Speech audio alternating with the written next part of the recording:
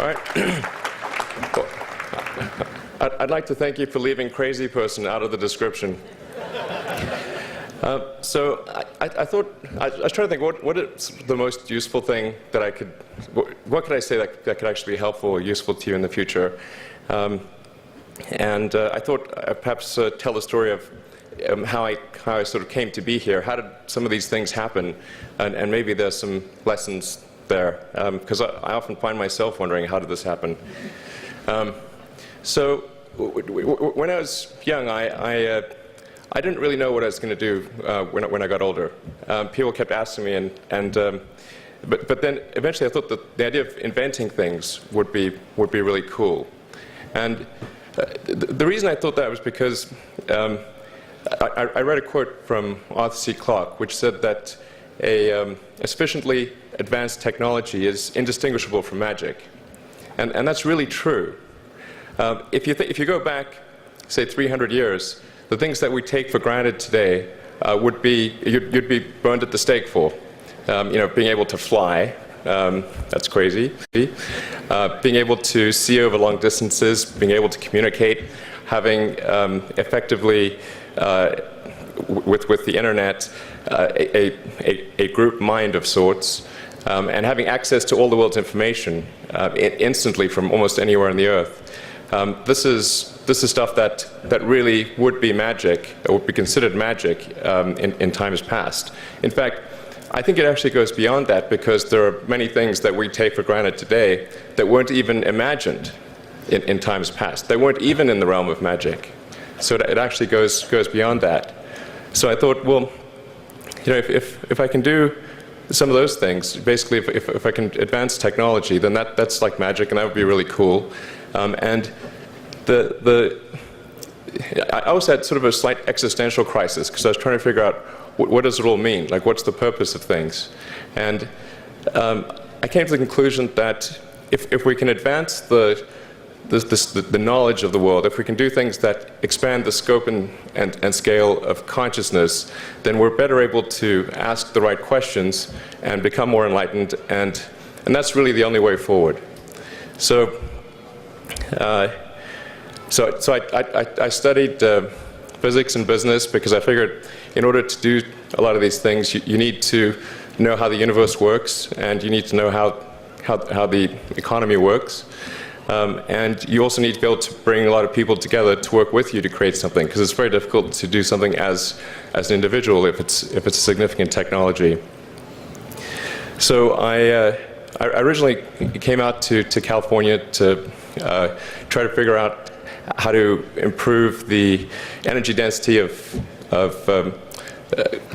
electric vehicles, basically to try to figure out if there was an advanced capacitor that could serve as an alternative to batteries. And that was in '95, and that's also when the internet started to happen. And I thought, well, I can either pursue this technology where success may not be one of the possible outcomes, which is always tricky, or participate in the internet and be part of it. So I decided to drop out. Now, obviously, fortunately, we're past graduation, so I can't be accused of recommending that to you. So did some internet stuff.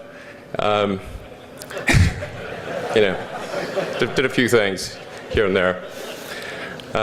One of which was PayPal.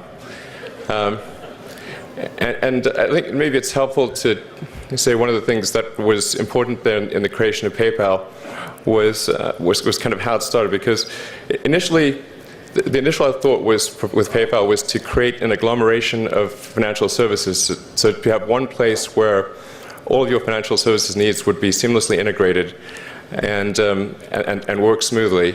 And then we had like a little feature which was to do email payments. And whenever we'd show the system off to someone, we'd show the hard part, which was the agglomeration of financial services, which was quite difficult to put together. Nobody was interested. Then we'd show people email payments, which was actually quite easy, and everybody was interested. So this is, I think it's important to take feedback from your environment. you want to be as closed loop as possible. So we focused on email payments and really try to make that work, and that's what really got things to take off. But if we hadn't responded to what people said, then we probably would not have been successful. So it's important to look for things like that and focus on them when you see them, and you correct your prior assumptions. And then let's get some more. Going from PayPal, I thought, well, what are some of the other problems that are likely to most affect the future of humanity? It really wasn't from the perspective of what's the rank-ordered best way to make money, which is okay, but it was really what I think is going to most affect the future of humanity. So I think the biggest terrestrial problem we've got is sustainable energy, but the production and consumption of energy in a sustainable manner. If we don't solve that this century, we're in deep trouble. And then the other one being the extension of life beyond Earth to make life multiplanetary. So that's the basis for. The latter is the basis for SpaceX, and the former is the basis for Tesla and Solar City. And when I started SpaceX, initially I thought that, well, there's no way one could possibly start a rocket company.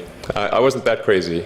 But then I thought, well, what is a way to increase NASA's budget? That was actually my initial goal.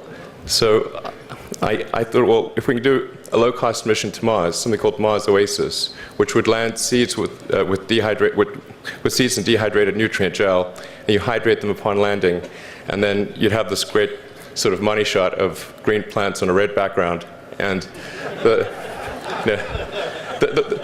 public tends to respond to precedents and superlatives.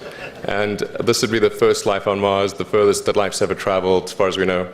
And I thought, well, that would get people really excited, and therefore increase NASA's budget. So obviously, the financial outcome from such a mission would probably be zero. So anything better than that was on the upside. So I actually went to Russia 3 times to look at buying a refurbished ICBM. Because that was the best deal. And I can tell you it was very weird going there in late 2001, 2002, going to the Russian rocket forces and saying, I'd like to buy 2 of your biggest rockets, but you can keep the nuke. That's a lot more. That was 10 years ago, I guess, so they thought I was crazy, but I did have money, so that was okay. And after making several trips to Russia, I came to the conclusion that actually my initial impression was wrong about because my initial thought was, well, that there's not enough will to explore and expand beyond Earth and have a Mars base and that kind of thing. But I came to the conclusion that was wrong. In fact, there's plenty of will, particularly in the United States, because the United States is a nation of explorers, of people who came here from other parts of the world. I think the United States is really a distillation of the spirit of human exploration. So, but if people think it's impossible, then, or it's going to completely break the federal budget, then they're not going to do it. So after my 3rd trip, I said, okay, well, what we really need to do here is try to solve the space transport problem, and started SpaceX. This was against the advice of pretty much everyone I talked to.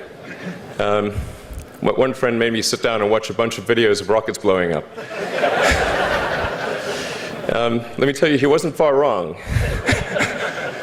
It was tough going there in the beginning because I'd never built anything physical. I mean, I'd built like little model rockets as a kid and that kind of thing, but I'd never had a company that built anything physical. So I had to kind of figure out how to do all these things and bring together the right team of people. And And so we did all that and then failed 3 times. It was tough going.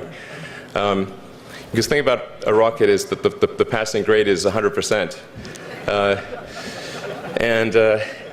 You don't get to actually test the rocket in the real environment that it's going to be in. So I think the best analogy for rocket engineering is like if you want to create a really complicated bit of software, you can't run the software as an integrated whole, and you can't run it on the computer it's intended to run on. But the first time you put it all together and run it on that computer, it must run with no bugs. That's basically the essence of it. So we missed the mark there. The first launch, I was picking up bits of rocket near the launch site. It was a bit sad. But we learned with each successive flight, and were able to, eventually with the 4th flight in 2008, reach orbit. And that was also with the last bit of money that we had. So thank goodness that happened. I think the saying is 4th time's the charm. So we got the Falcon 1 to orbit, and then began to scale that up to the Falcon 9, which is about an order of magnitude more thrust. It's around 1 million pounds of thrust. And we managed to get that to orbit, and then developed a Dragon spacecraft, which recently was able to dock and return to Earth from the space station. That was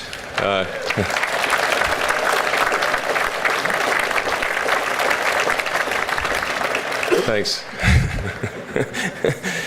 That was a white-knuckled event. Yeah, it's a huge relief. Still can't quite believe it actually happened. But there's a lot more that must happen beyond this in order for humanity to become a spacefaring civilization, and ultimately a multi-planet species. And that's something I think it's vitally important, and I hope that some of you will participate in that, either at SpaceX or at other companies, because it's just really one of the most important things for the preservation and extension of consciousness. I mean, it's worth noting, as I'm sure people are aware, the Earth has been around for 4 billion years, and civilization, at least in terms of having writing, has been around for 10,000 years, and that's being generous. It's really somewhat of a tenuous existence that civilization and consciousness, as we know it, has been on Earth. And I think I'm actually fairly optimistic about the future of Earth. So I don't want to sort of people to have the wrong impression that I think we're all about to die. I think things will most likely be okay for a long time on Earth, but not for sure, but most likely. But even if it's sort of 99% likely, a 1% chance is still worth spending a fair bit of effort to ensure that we've backed up the biosphere, planetary redundancy, if you will. And so I think it's really quite important.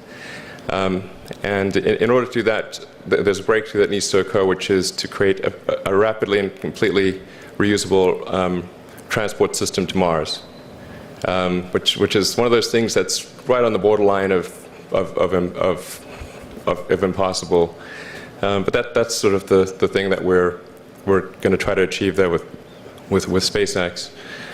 And then on the Tesla front, the goal with Tesla was really to try to show that what electric cars can do, because people had the wrong impression. We had to change people's perception of an electric vehicle, because they used to think of it as something that was slow and ugly and had low range, kind of like a golf cart.